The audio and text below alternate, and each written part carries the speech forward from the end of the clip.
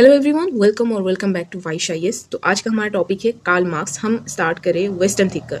तो हमारा पहला टॉपिक कार्ल मार्क्स के ऊपर होगा, जो 1818 से 1883 उनका एक बायोग्राफी यहाँ पे दिया गया है। ठीक है, तो you can read it from the text book itself. We are going to dive into the topic. ठीक है, Karl Marx was from Germany but spent most of his intellectually productive years in exile in Britain. ऐसा था कि Karl Marx का जो thinking था ना, ideology था उस टाइम में जो डोमिनेंट आइडियोलॉजी था उससे बहुत ज़्यादा क्लैश करते थे। ठीक है, इस क्लैशिंग के रिगार्डिंग क्या हुआ कि उनको एग्जाइल लेना पड़ा, मतलब देश निकाला जिसको बोलते हैं। ठीक है, ब्रिटेन के साथ मतलब वो ज़्यादा टाइम स्पेंड करे रेदर देन जर्मनी। ब्रिटेन में रह के ज़्यादा टाइम स्पेंड करे क्योंकि उनको जर्मनी से निकाल दिया गया था, देश निकाला। ठीक है, his radical political views led him to exile from 3 जगह से उनको एग्जाइल किया गया था, देश निकाला किया गया था। ठीक है, 1 नंबर पे जर्मनी, फ्रांस एंड ऑस्ट्रिया। तो आप सोच सकते हैं कि उस टाइम का जो उनका थिंकिंग प्रोसेस था, जो अब हम पढ़ेंगे आगे, वो कैसे डोमिनेंट क्लास के साथ क्लैश करता था। ठीक है, Though Marx had studied philosophy, he was not a philosopher. उन्होंने philosophy स्टडी किया था बट वो philosopher नहीं थे। ठीक है, he was a thinker, वो एक थिंकर थे। who advocated an end to oppression and exploitation. वो ऐसा सोचते थी कि ये जो ऑपरेशन है, एक्सप्लॉइटेशन है, इसका एक खात्मा होना चाहिए, एंड होना चाहिए, फुल स्टॉप होना चाहिए। तो उस हिसाब से वो एक सोशल थिंकर थे कि ये सब बंद हो जाएगा, उस रिगार्डिंग ही वो बात करते थे। ठीक है, he believed that scientific socialism would achieve this goal. Scientific socialism की अगर हम बात करें, साइंटिफिक सोशियोलिज्म का मतलब होता है जब हमारा ये जो सोसाइटी है इसमें कुछ क्लास वगैरह नहीं रहेगा, मतलब हम सब इक्वल रहेंगे। ठीक है, यहाँ पे कोई अमीर नहीं रहेगा, कोई गरीब नहीं रहेगा, हमारा सबका जो क्लास होगा वो एक सेम क्लास होगा इन जनरल टर्म। ठीक है, कि कोई भी अमीर नहीं होगा, कोई भी गरीब नहीं होगा, सब इक्वल है। ठीक है, so Marx argued that human society had progress through different stages. उनके हिसाब से ह्यूमन जो सोसाइटी है, ह्यूमन का जो हिस्ट्री है, वो एक डिफरेंट काइंड्स ऑफ स्टेजेस से गुजर के ये लास्ट में जाके वो साइंटिफिक सोशियोलिज्म में आएगा। तो पहले क्या था, प्रिमिटिव कम्युनलिज्म। यहाँ पे प्रिमिटिव लोग जो हंटर्स गैदरर्स थे, उनके माइंड में एक ही चीज़ था कि खाना खाना है और जिंदा रहना है। ठीक है, तो उनके साथ क्या था, एक अकेला इंसान कुछ नहीं कर सकता था। तो वो लोग क्या रहते थे, कम्युनिटी में रहते थे, ग्रुप्स में रहते थे। तो प्रिमिटिव कम्युनिज्म का मतलब होता है वहाँ पे ओनली खाना है और जिंदा रहना है, ये 2 चीज़ इंपॉर्टेंट था। ठीक है, देन आ गया स्लेवरी।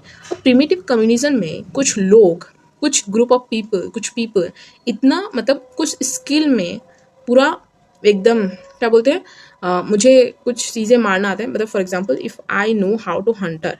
ठीक है, हंटिंग मुझे बहुत अच्छी तरीके से आता है, तो मैं उसमें स्किलफुल हो गई एंड आई डोमिनेट।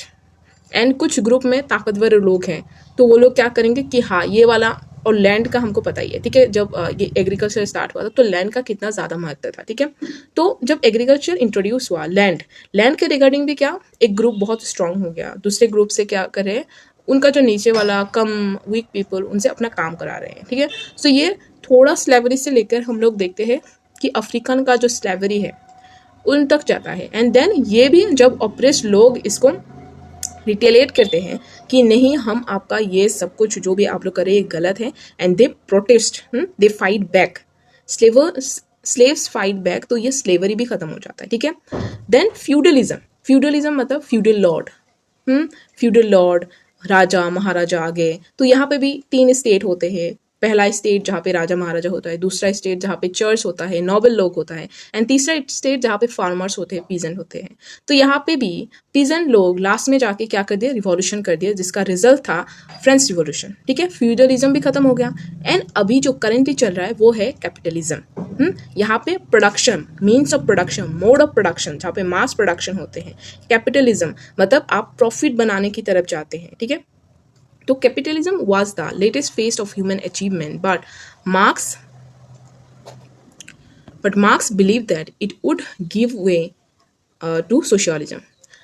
मार्क्स के हिसाब से capitalism latest phase of human advancement है, बट यही कैपिटलिज्म सोशलिज्म की ओर जाएगा, क्योंकि जब ये gap between rich and pour जितना ज़्यादा होता रहेगा, ये जो है ना, जितना ज़्यादा होता रहेगा, एक टाइम ऐसा आएगा ये जो पीजेंट है, ये जो वर्कर्स है, एक होता है ना owners and workers capitalist society में, ये जो वर्कर क्लास है, लेबर क्लास है, ये रिटेलिएट कर देगा, ये फाइट बैक करेगा, ये प्रोटेस्ट करेगा, ये अपने हक के लिए लड़ेगा। एंड देन क्या होगा, ये जो वर्कर्स का कम्युनिटी है ये पावर में आएगा, एंड उसके बाद कुछ समय बाद ये वर्कर्स एंड जो ओनर क्लास है ये सब सेम हो जाएगा, इक्वल हो जाएगा, and then it will establish socialism. ठीक है, अभी तक हम मार्क्स के इस कंसेप्ट को क्यों पढ़ते हैं, क्योंकि ये एक फ्यूचर का सवाल है, क्योंकि अभी भी कैपिटलिज्म चल रहा है एंड आगे सोशलिज्म आएगा नहीं आएगा, it's a question mark, so we still study his this theory. ठीक है, capitalist society was marked by an ever intensifying process of alienation operating at several levels। अभी अगर हम बात करें कैपिटलिस्ट सोसाइटी के रिगार्डिंग, यहाँ पे एक कॉन्सेप्ट है एलियनेशन। आप कुछ भी काम कर रहे हैं, आप कुछ प्रोडक्ट्स बना रहे हैं, आप उससे खुद को रिलेट नहीं कर पाते हैं एज कम्पेयर टू जब आप के ज़माने में, जब ओल्ड ट्रेडिशनल ज़माने में क्या होता था कि कोई क्राफ्टमैन एक पॉटरी बना रहा है, एक सामान बना रहा है। ठीक है, he use to involve in all the processes. ठीक है, फॉर एग्जाम्पल पॉटरी बना रहा है तो उसको मिट्टी से लेकर उसका जो कलरिंग है वो एक ही इंसान या फिर द फैमिली 3-4 लोग मिलकर करते थे, तो they have this satisfaction of making a product. ठीक है, बट अभी क्या होता था, आपको पोएट्री बनाना है, आपको ओनली मिट्टी को ऐसे गूंथना है, देन कोई एक ओनली बना रहा है, कोई एक ओनली उसको शेप दे रहा है, कोई एक ओनली उसको कलर कर रहा है। They don't feel that this product, this poetry does not belong to me. उनको ऐसा फील ही नहीं होता कि ये बिलोंग करते हैं मेरे पे। ठीक है, first modern capitalist society is one where humans are more alienated from nature than ever before. And modern capitalist society में जब टेक्नोलॉजी का इंट्रोडक्शन हुआ तो उसके रिगार्डिंग हम पहले तो एलिनेट हो गए हमारे नेचर से। ठीक है, we hardly visit nature if we live in urban society. ठीक है, अर्बन में तो पेड़ पौधा है ही नहीं ज़्यादा से ज़्यादा। ठीक है, एंड सेकेंड आ गया कि हम एलियन, पहली बात हम एलियन हो गए अपने नेचर से, एंड दूसरी बात human beings are alienated from each other as capitalist individuals previously collective forms of social organization and relation get more and more market। यहाँ पे बोला गया है रिलेशनशिप के रिगार्डिंग, कैपिटलिज्म ने एक मार्केट ओरिएंटेड मार्केट मेडिएटेड बना दिया है।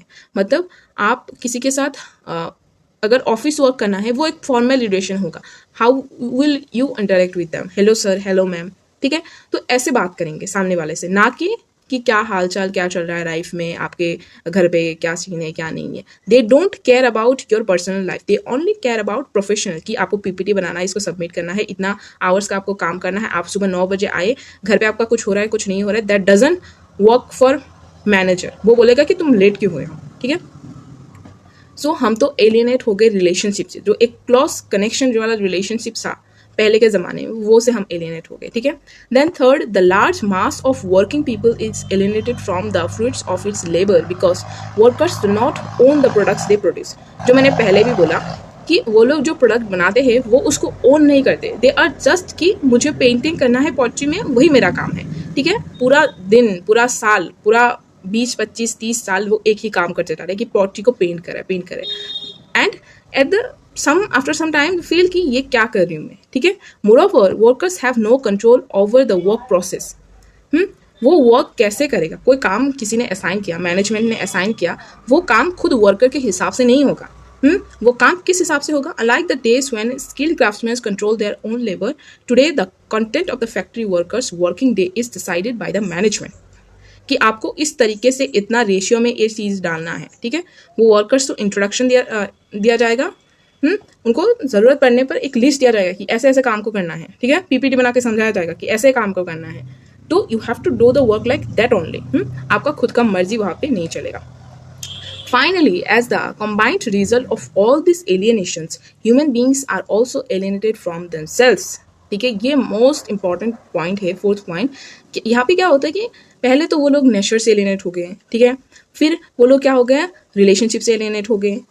फिर उनका जो वर्क है, काम है, उनसे भी एलिनेट हो गए। अब क्या है बचने को, मतलब वो किस चीज़ से एलिनेट हो, खुद से एलिनेट हो गया, खुद से ही खुश नहीं कि मैं क्या कर रही हूँ, 9 to 5 का जॉब है ये, मैं हर दिन आ रही हूँ, सेम काम कर रही हूँ, एंड लाइफ गेट्स बोरिंग। ठीक है, and struggle to make their life meaningful in a system where they are both more free but also more alienated and less in control of their lifes than before.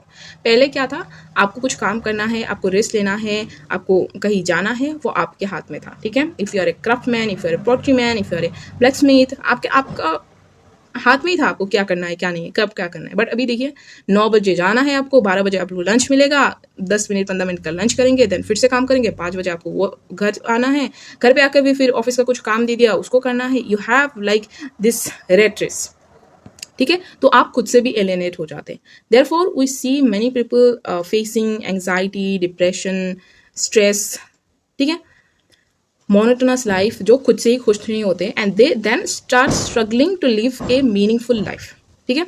However, even though it was an exploitative and oppressive system, Marx believed that capitalism was nevertheless a necessary and progressive stage of human history.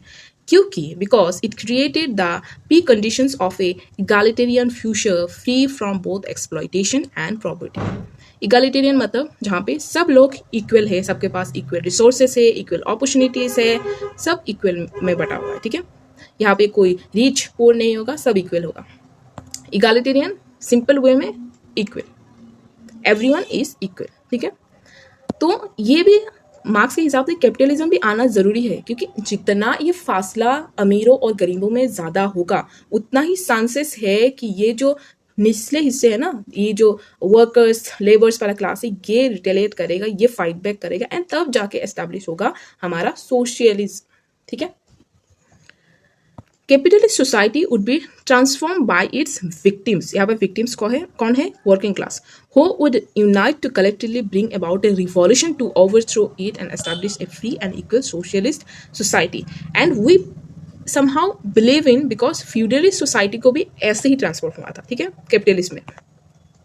In order to understand the working of capitalism, Marx undertook an elaborate study of its political, social and especially its economics aspect. तो ये जो है ना understanding of working of capitalism, ये कैसे capitalism work करता है, marks ने एक स्टडी किया, ओवरऑल स्टडी किया इलेबोरेट वे में, political, social and specially it's economic aspect. अगर हम बात करें मार्क्स की, मार्क्स हमेशा हमेशा एम्फेसाइज करता है इकोनॉमी को। उनके हिसाब से सोसाइटी में जो भी हो रहा है, ठीक है ना, उसका फाउंडेशन है इकोनॉमी। इकोनॉमी की वजह से ही आपका पॉलिटिकल चेंजेस आ रहे हैं, सोशल चेंजेस आ रहे हैं। So economy, he took economy as a base of every changes, ठीक है। हम ये इसके रिगार्डिंग कल बात करेंगे, because you have to remember this 5 point alienation के रिगार्डिंग। ये एक टॉपिक है एलिनेशन के regarding, and you have to remember all the points, ठीक है। पहली बात तो नेचर से एलिनेट हो जाते हैं हम, ठीक है। देन हम रिलेशन से एलिनेट हो जाते हैं, क्योंकि हम मार्केट ओरिएंटेड इनफॉर्मल रिलेशन में आ जाते हैं, ठीक है। और जो हम थर्ड में क्या है, जो हम काम करते हैं उनका फल हमको डायरेक्टली नहीं मिलता, we do not own the products we produce, ठीक है। देन क्या होता है कि वो जो प्रोसेस है ना, वर्किंग का प्रोसेस, उसमें भी आपका कोई रोल ही नहीं है, कि जो बोल रहा है सामने वाला मैनेजर, जो बोल रहा है वही आपको करना है। एंड लास्ट में जाके ये सब के कारण ह्यूमन बीइंग खुद से भी एलिनेट हो जाते हैं, ठीक है। सो these are 5 points regarding alienation, and we'll continue the modes of production tomorrow, ठीक है। So we'll see you guys in the next class. तब तक के लिए जय हिंद, वंदे मातरम।